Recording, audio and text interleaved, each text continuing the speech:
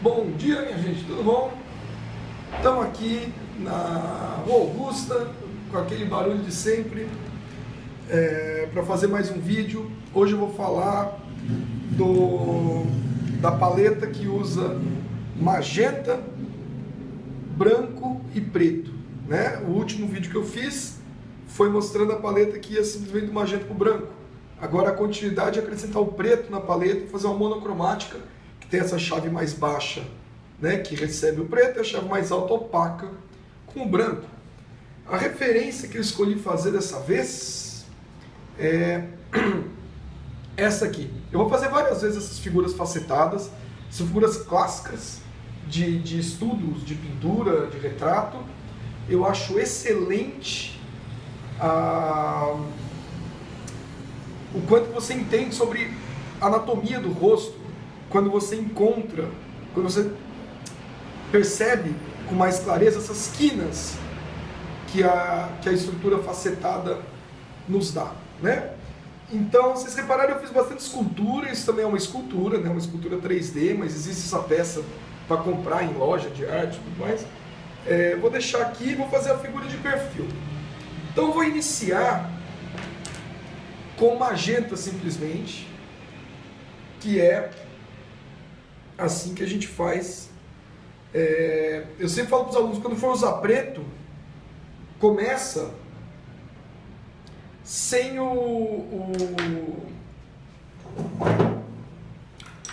começa com a cor pura, na verdade. Mesmo que tenha o preto na mistura, não é bom iniciar com ele, porque você vai matar a beleza do matiz ali com o preto. Então inicia com ele puro. Vamos lá. Estrutura geral. É legal pensar que um perfil, né? Então ele tem esse arco que descreve o perfil.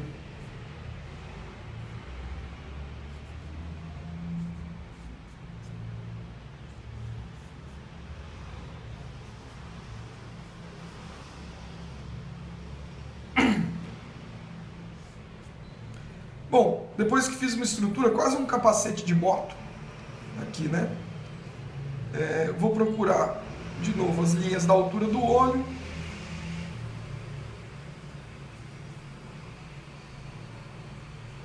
Nariz.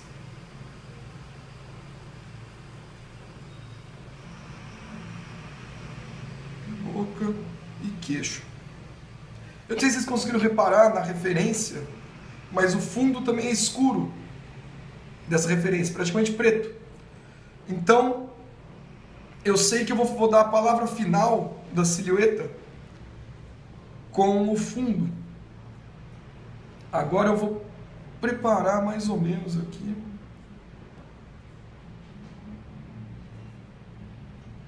Beleza? Quando está fazendo a silhueta também de perfil, quer dizer, quando está desenhando o perfil, é legal se basear bem na silhueta, mas trabalhe internamente também, porque existem tensões internas, né? A gente não pode ignorar.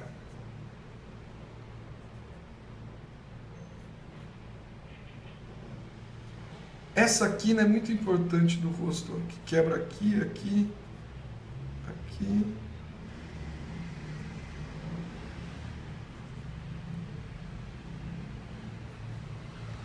Também é legal saber encaixar bem a orelha.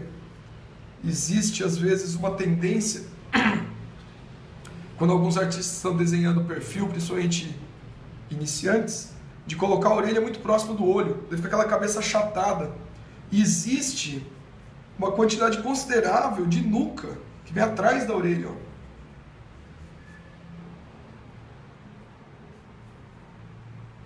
Então lembrar que o queixo aqui, ó, o maxilar, quando ele encaixa, ainda tem essa distância entre isso e o fim da cabeça, né?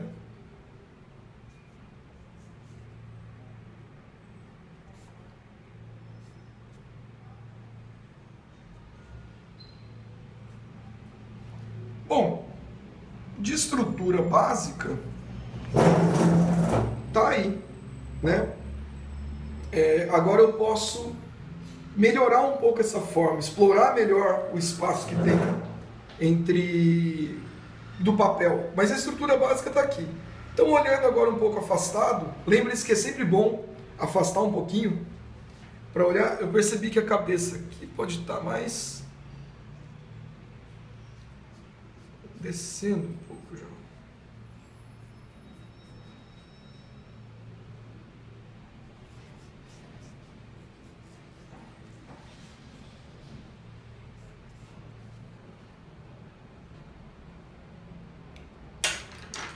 Deixa eu ver. Bom, de novo, né? Vou enquanto eu desenho, eu preciso explicando as coisas a respeito da pintura também, né?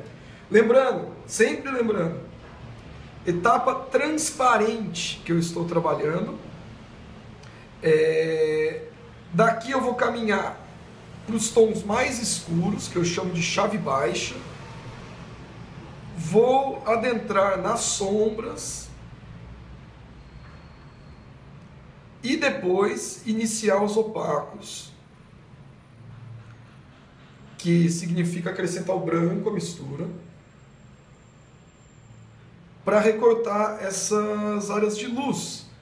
Vale lembrar que essa figura facetada, ela simula mais ou menos as quinas de um rosto básico. Então, quanto melhor a gente souber descrever essa forma, quanto mais a gente treinar, principalmente porque quando a gente começa a marcar a luz dessa forma facetada, a gente vai acostumando a trabalhar com planos e não com linha de contorno.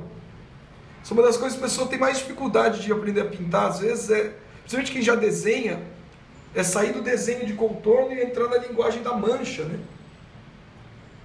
E lembrando que de lambuja, enquanto a gente faz esses estudos de pintura, a gente está também estudando cor, correto? Que os primeiros estudos foram voltados para o valor tonal, somente claro, escuro, transparente e opaco. Depois decidi que iria trabalhar monocromático. Daí eu percebo que monocromático ele aceita, como é o uso de uma cor, um matiz, e a gente já vai fazer com as primárias, ele aceita monocromático, branco e preto. Então, eu estou fazendo um monocromático com a mistura apenas do branco e um monocromático com branco e preto. E daí vou entrar no magenta, no amarelo depois do magenta. Daí vocês vão ver a bizarrice, coisas estranhas. Amarelo é uma cor, tem muita personalidade, mas vou deixar para falar do amarelo quando tiver no amarelo. Vamos falar do magenta agora, quem está com magenta. Bom, acho que eu deixei a forma mais fiel, né? Teve alguém que perguntou em um dos vídeos por que eu desenho duas vezes, né? Porque agora eu vou borrar de uma certa forma e puxar de novo. E na verdade eu não desenho duas vezes. Esse primeiro é o desenho, é a estrutura. O segundo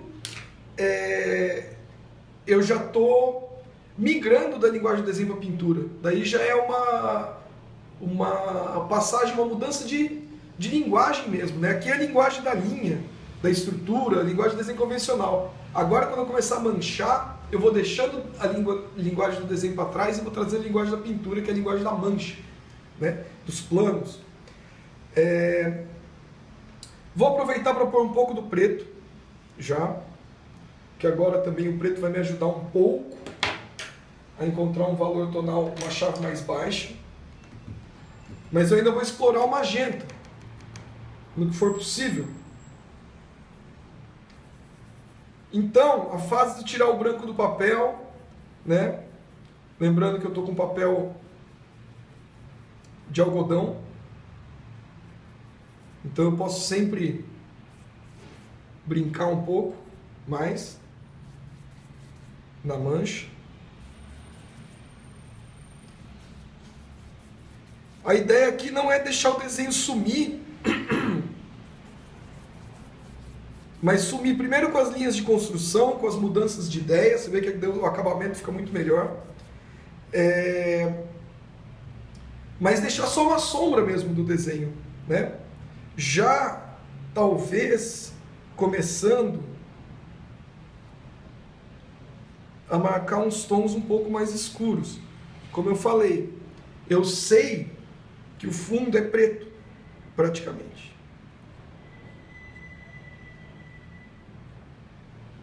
Então, eu sei que a silhueta eu vou recortar com preto.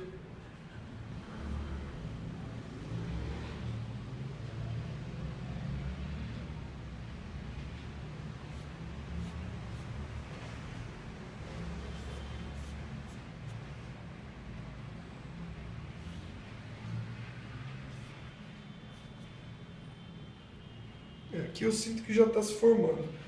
Agora tem aquela questão. Primeiro, o papel úmido não permite que eu trabalhe detalhe.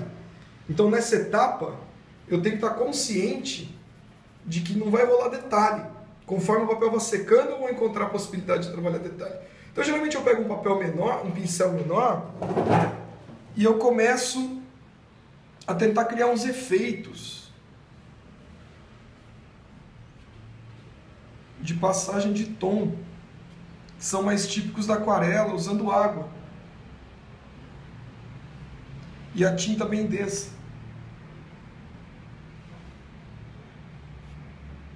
Enquanto isso eu vou dando tempo do entorno secar, para que eu possa daí fazer, fazer mais detalhes.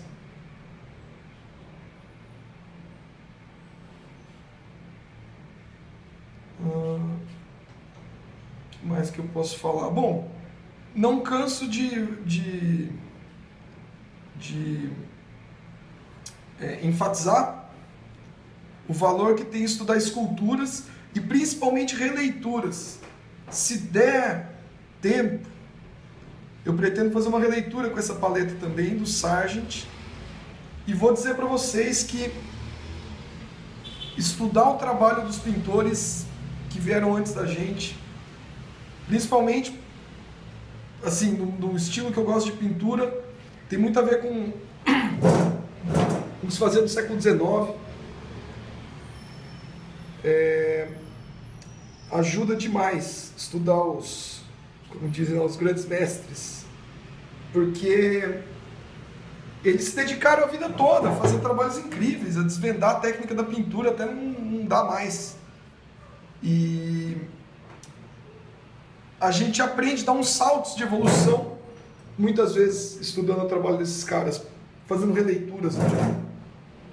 Bom, o entorno aqui está começando a secar, a figura ainda está úmida, onde eu dei esses toques mais escuros, mas eu cheguei praticamente no limite do magenta. E é aí que eu posso começar a entrar com o preto misturado, né? De novo, ó. A princípio, o preto com magenta, ele vai parecer um violeta meio sujo. E daí eu volto a realçar a questão do cian e do preto terem essa relação de intimidade aí. Porque o preto acaba fazendo o papel do cian nas cores. Vou começar a colocar um tom escuro no fundo, ainda não é o mais forte, mas talvez já permita que eu comece a marcar certas áreas da silhueta e deixá-las definitivas, ou mais próximo disso. Repare uma coisa, tem gente, muita gente inclusive, que tem a mania de quando vai fazer o fundo, fazer uma linha em volta e depois preenchendo. Fica marcado na pintura. Fica meio feia a textura também. No digital você até corrige depois, mas se é nanquim, sei lá. Mas como pintura, o ideal é pintar o plano negativo, é pintar o lado de fora. Então, ó, eu recorto aqui, por exemplo, e eu não vou continuar, eu já venho e completo a mancha pelo lado de fora, ó, já pensando na textura dela.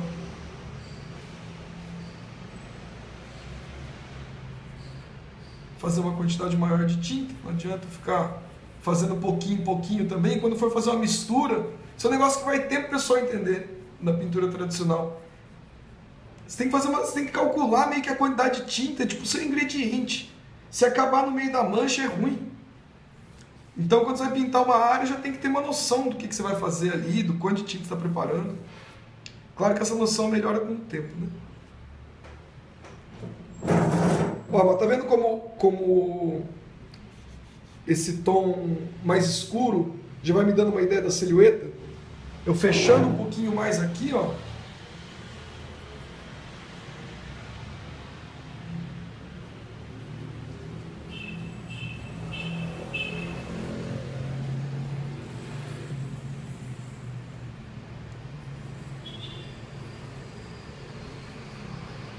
Magenta. Magenta é muito legal. Na verdade, essa é a relação que eu proponho, né, das cores como se fossem pessoas. Todos têm os seus momentos mais legais e mais chatinhos, vai? Todas as cores meio que te obrigam a entender o temperamento delas, e delas vão funcionar muito melhor.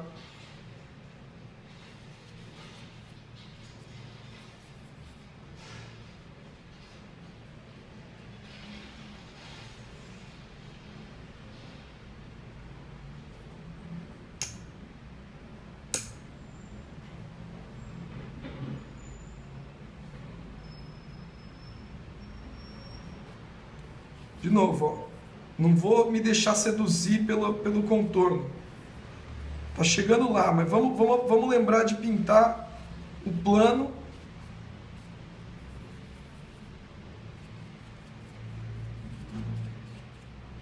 Chegando na boquinha aqui, ó.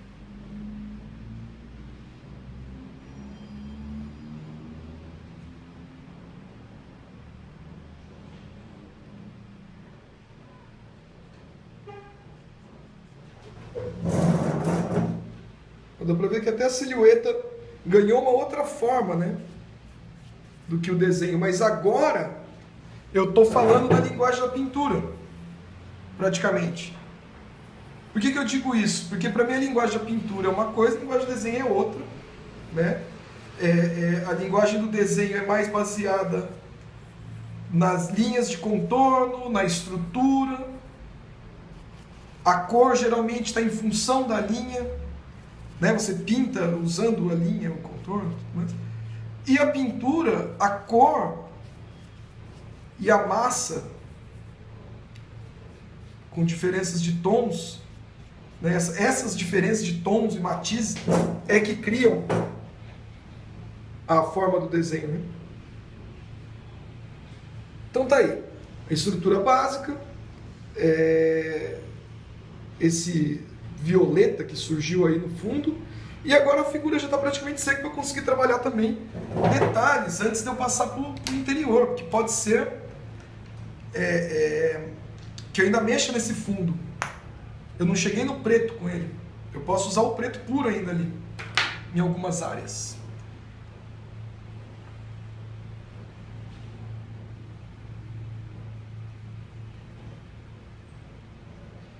Então agora vamos com o preto e magenta ainda, né? Uma versão um pouquinho mais densa. E eu vou começar a tentar definir áreas aqui da forma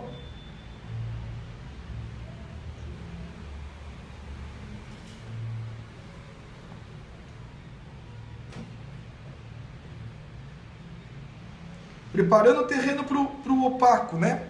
Lembra disso, quando eu estou fazendo essa parte, eu sempre sinto isso, que eu estou fazendo o alicerce para construir a luz com o opaco.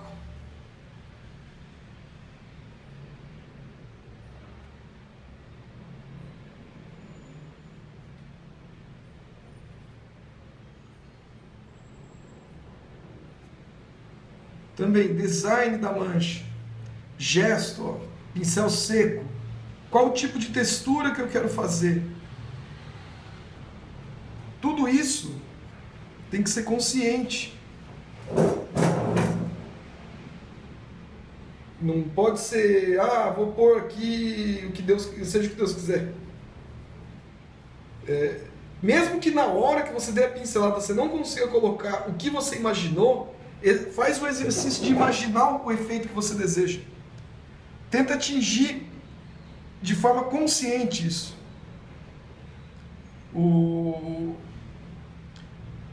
Posso dizer porque eu já vi muitos pintores que manjam mesmo de pintura. Eles vão sabendo o que rola, com a experiência que eles têm. Quando eu falo isso, é o nível que eu ainda quero chegar. Eu meio que consigo, mas ainda assim me deparo com resultados que eu não desejava na pintura. Olha como esse plano aqui já cria uma sensação de sombra, né? Como ele já vai dispensando totalmente a necessidade da linha.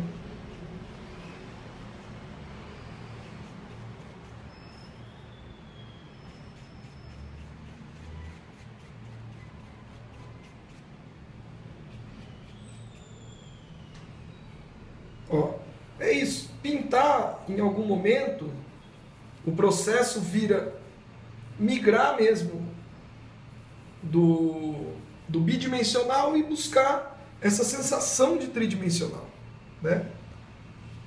No fim das contas, a gente tem que lembrar sempre disso também, é uma sensação, né?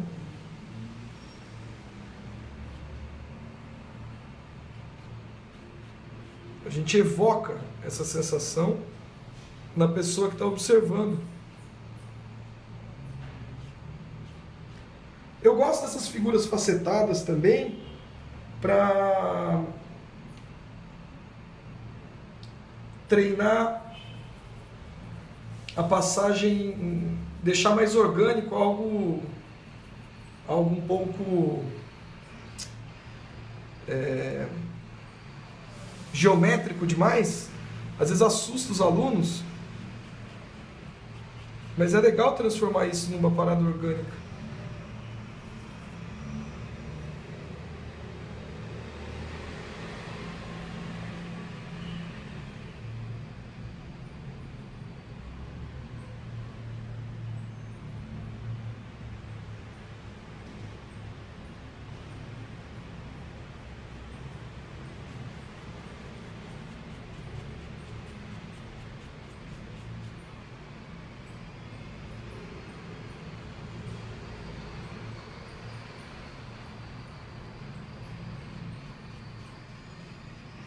Quando eu estou fazendo isso, que parece que eu estou destruindo o trabalho, mas na verdade eu estou criando o alicerce mesmo. Eu brinco às vezes que eu gosto de criar uma textura que parece um muro podre, esfarelento, e daí eu vou pintando sobre ele. Então às vezes, dou essas pinceladas de atravessado, que é para criar umas falhas mesmo. Porque essa base é legal para subir agora aqui com o opaco. Vou colocar o branco, então.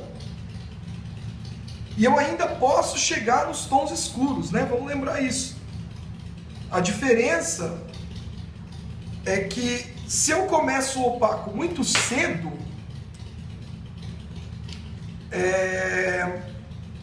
eu não tenho contraste para marcar a luz e a sombra.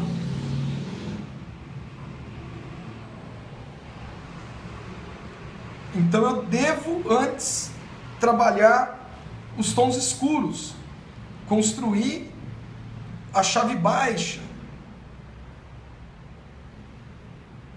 Vamos lá agora.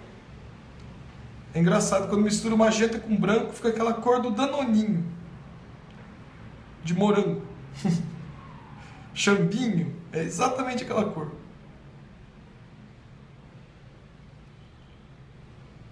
A tinta está bem úmida, não é uma hora perfeita para começar o opaco. O ideal é que seque um pouco, mas eu posso ir pondo em alguns pontos aqui, para testar o efeito que o opaco vai ter.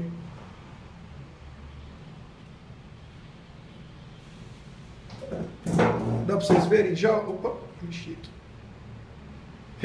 Reparem como mudou agora a figura, a conversa. Ó, agora, a tinta cobre, tá densa. Vou até fazer um tom mais escuro um pouco.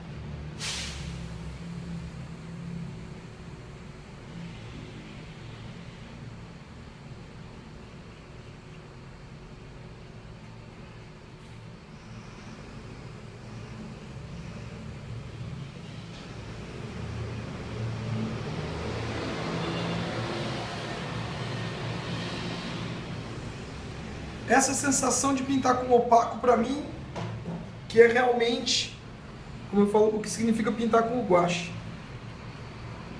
É aqui que a gente começa a fazer coisas que só o guache, o óleo, às vezes acrílica, vão poder fazer para vocês.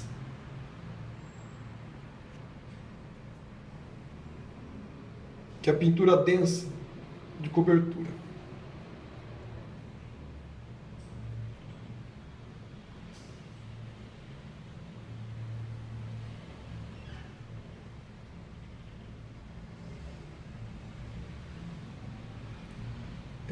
E é engraçado, assim, é curioso, como quanto mais eu treino essas figuras, pintar essas figuras geométricas, melhor eu me saio pintando as formas mais orgânicas.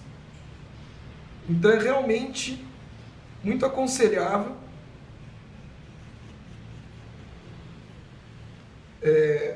para quem está querendo melhorar no retrato, na pintura em geral, mas principalmente quem gosta de retrato, estudar essas formas geométricas, esses rostos poligonais,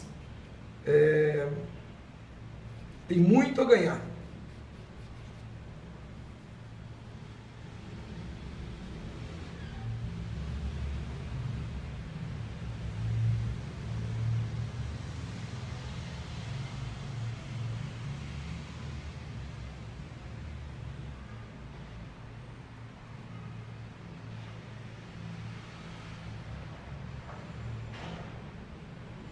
Falei, às vezes eu fico quietinho aqui que eu estou pensando. Precisa pensar também para fazer. Aqui no caso, quando a gente precisa pensar, eu estava até falando, não sei se eu consigo compartilhar isso com vocês enquanto eu pinto. Estava conversando com uns alunos aí nas últimas aulas do semestre que passou. O que vem a ser tomar decisão. Por exemplo, cada decisão que você toma quando está pintando a respeito de luz e sombra, a respeito de opacidade, densidade da tinta, a composição, o estilo do desenho, né?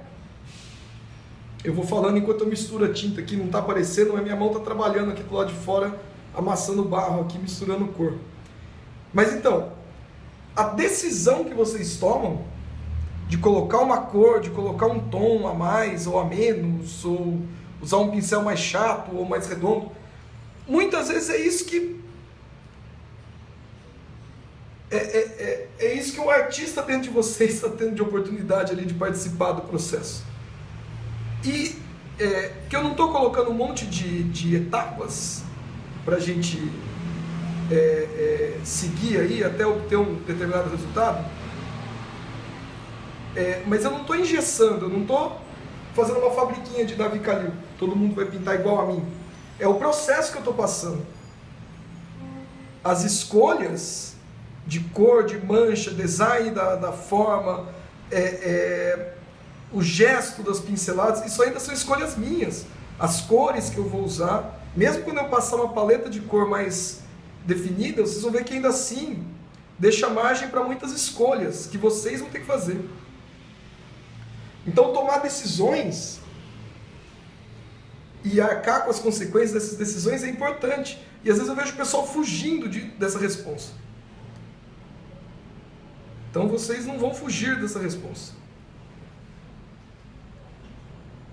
tomar decisão é isso, falar, aqui vai ter uma pincelada e eu vou parar o pincel aqui, ó, plof. E agora eu vou fazer um frotizinho aqui para baixo. Não tem nada que diga que eu tenho que fazer isso, mas eu faço porque eu imagino que vai funcionar, porque eu já tenho experiência de ter feito algumas vezes e ver que essa abordagem ajuda. Ó, já está começando a ganhar essa forma, a luz já está começando a deixar a sombra para trás. E o papel está secando, que é uma ajuda também que ele me dá. Então vou ver se eu consigo subir o valor tonal.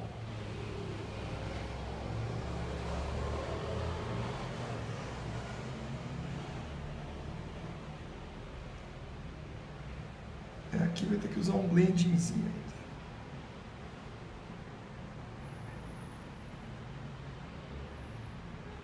Vou aproveitar que não secou. Lembra do blending? Blending é misturar no papel antes de secar.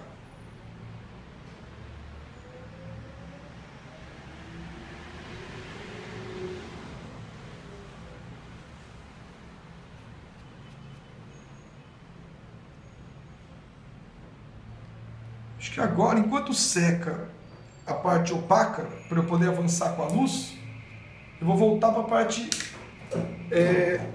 transparente.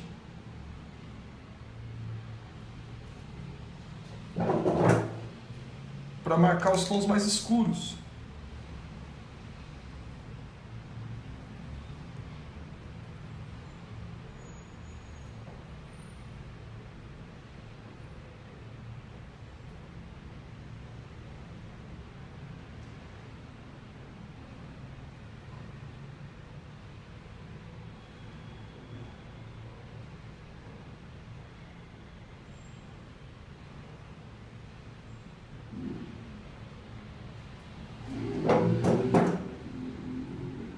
Um pouquinho mais.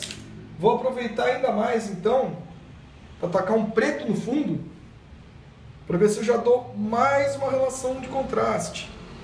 Preto agora quase puro.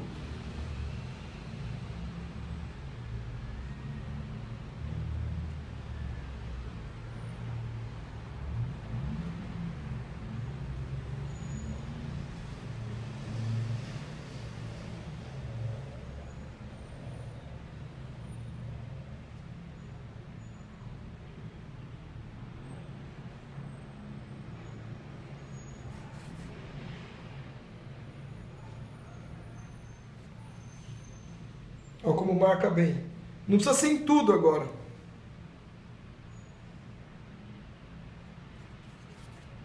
Ó, posso fazer um blend aqui para cima, um flotezinho.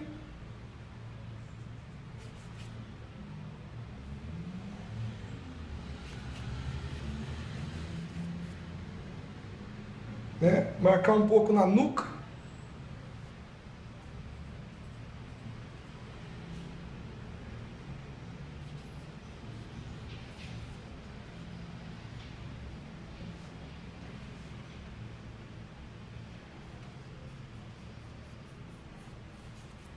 Chega que daí parece que esse tom escuro está passando por trás da cabeça dele, quando eu junto, né, as duas manchas. E agora, vou tentar marcar um highlight aqui.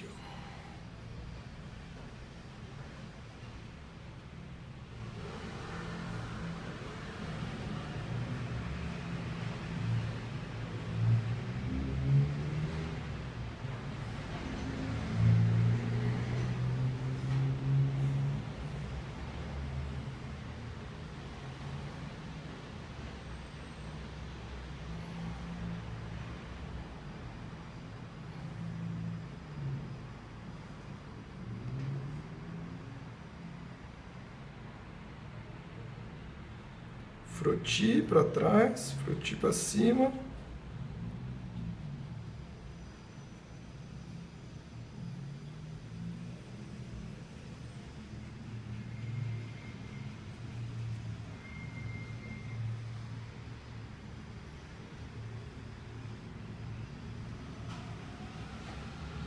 Para dar uma desenhadinha na mancha.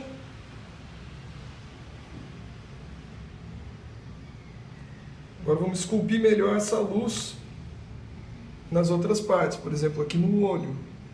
Ainda não coloquei uma informaçãozinha de luz. Olha como ele já brilhou. Aqui no nariz. Narina.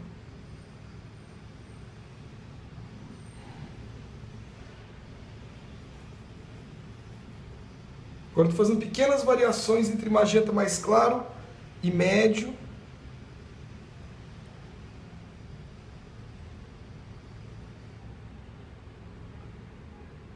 Para esculpir melhor, né?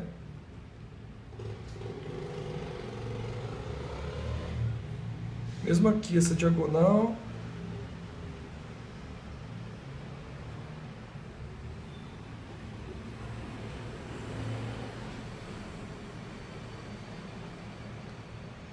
Trabalhar mais em volta do olho, do olho, da orelha. Tem um highlightzinho aqui.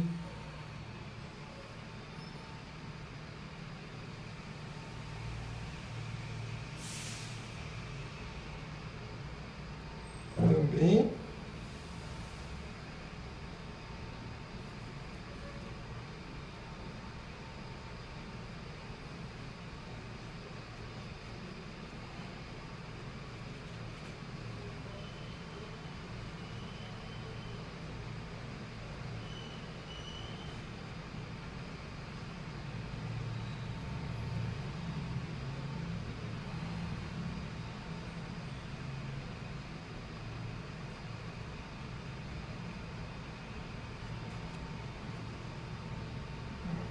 Agora dá para ver. Bom, estou trabalhando chave alta, né? Um pouquinho aqui, no canto da boca, para separar, mas também não pode deixar muito recortado.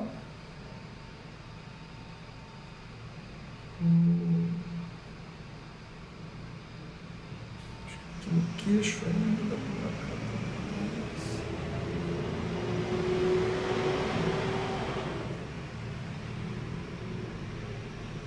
A ideia é meio essa, né? Transformar numa sensação de escultura mesmo, usando o branco para dar essa sensação de luz numa superfície polida, né? Parece uma... Não parece que a superfície parece um plástico ou um metal, sei lá, não parece uma pessoa feita numa pedra porosa, por exemplo, né? Uma escultura feita numa pedra porosa. Então, dependendo da luz que a gente trabalha, cria uma sensação específica para a superfície. Queria ver se ainda acendi um pouquinho mais essa luz aqui.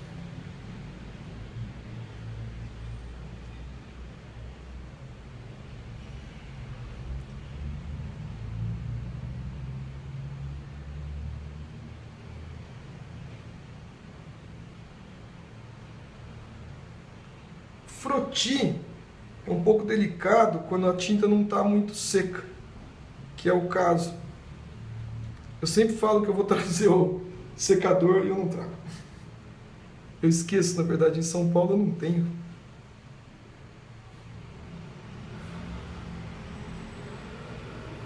Mas eu acho que é isso, minha gente. Posso ficar aqui trabalhando um pouco a luz, mas já vai dar 40 minutos. Eu não gosto que o vídeo exceda muito esse tempo. Então eu vou parando e talvez eu faça até mais um de uma releitura do Sargent. Eu achei uma referência com a irmã dele, que eu gosto daquela pintura, tá aqui fácil. Se marcar, eu faço mais uma.